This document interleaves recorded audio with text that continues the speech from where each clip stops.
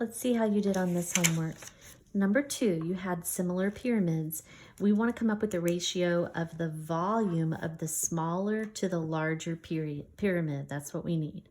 So we're going to be using the a cubed over b cubed ratio to get that. We need that linear ratio. We need the a to b ratio. Well, what have we been given? We've been given side lengths. These are linear measurements. So let's do 16.5 over 22.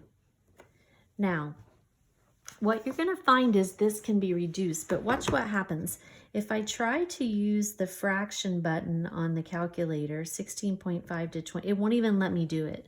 It won't let me hit the fraction button because we don't have decimals within fractions. So we need to clean this up a little bit. I don't want this to be a decimal, so I could multiply this by 10 to make it 165. I just have to be sure I multiply this by 10 to make it 220. Now I can reduce this for sure because they're both at least divisible by 5. But let's just go ahead and let the calculator do it for us. 165 over 220. That's going to reduce all the way down to 3/4. Okay, so 3/4 is my linear ratio.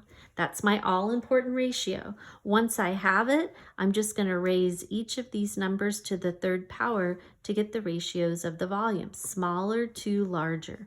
So 3 to the third, 3 times 3 times 3 is 27.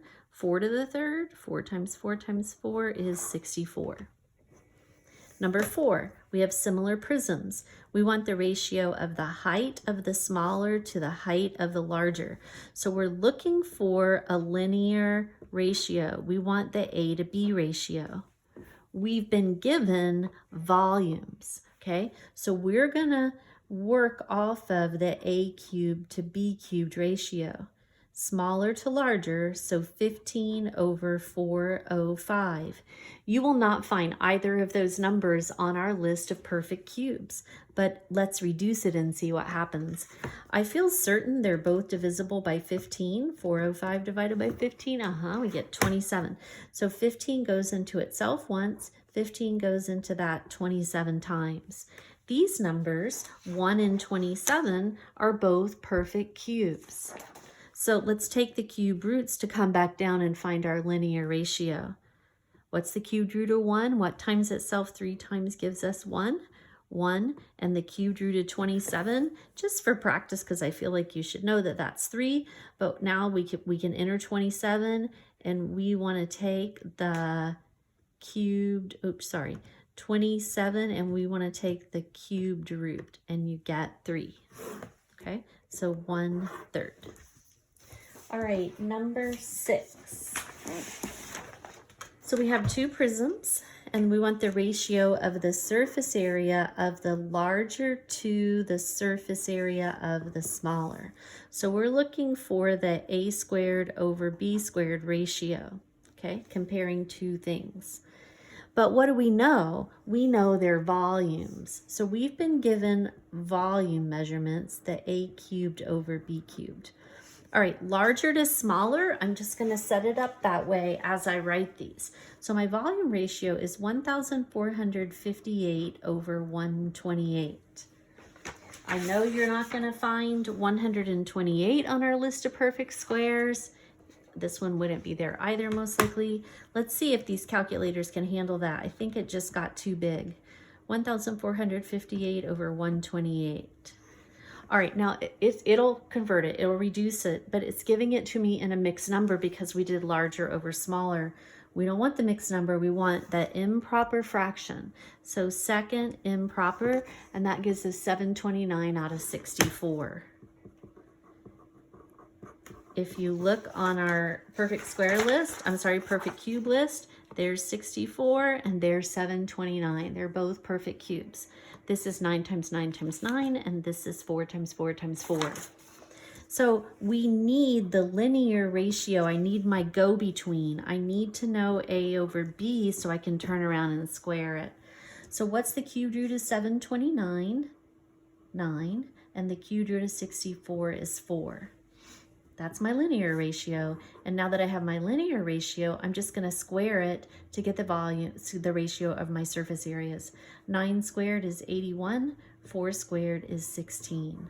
Okay, so this is the surface area ratio doing larger to smaller. So the order matters, pay attention to that. In number 8, we have the ratio of the surface areas of two pyramids. We want to come up with the ratio of their volumes, okay? And, oh, not even the ratio of, we're going to find the volume. We're missing a volume. So we need to work our way to the a cubed to b cubed ratio, okay, in order to set up the proportion. So, you know, again, I feel like I did this last time. I really need to come back down and find that a to b ratio so I can use it to set up the proportion, but then I'll cube it. So it is a cubed to b cubed. Okay, just thinking out loud. All right, so what do we know? We've got a ratio of their surface areas. That's 16 to 9.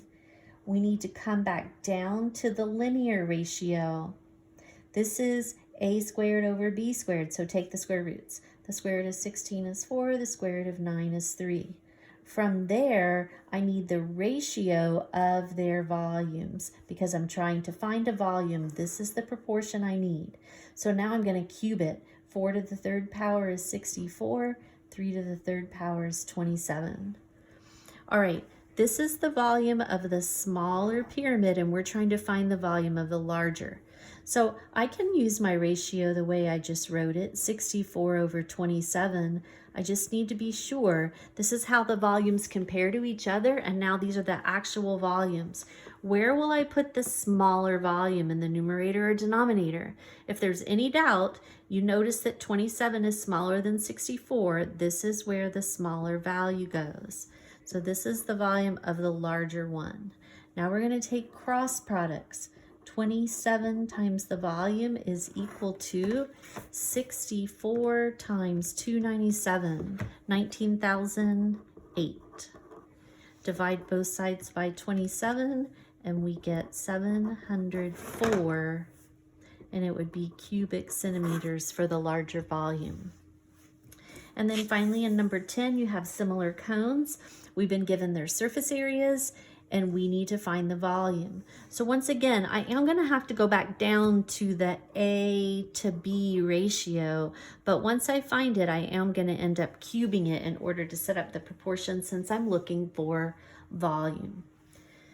All right, so let's go ahead. We're going to start with the surface area. So we have 108 to 147. So we automatically know we've done smaller over larger, okay?